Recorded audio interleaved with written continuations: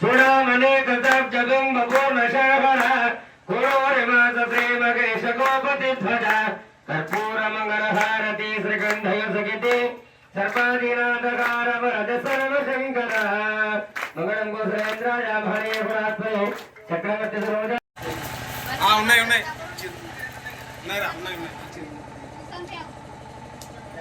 కర్పూర మంగళహారతి శ్రీకంఠయ సగితి సర్వాదినాథకార చేసుకోవాలి.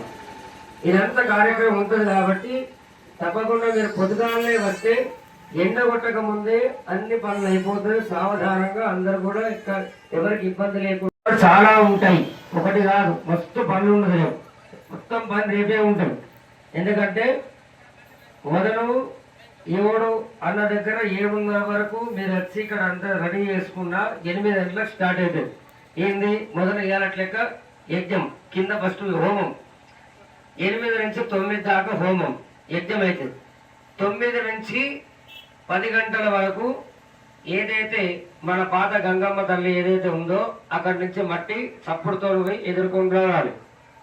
అవి తీసుకొచ్చే 10 గంటలకు యంత్రం పెడతారు. ఫస్ట్ ముహూర్త సమయానికి యంత్రం పెడతారు లోపల.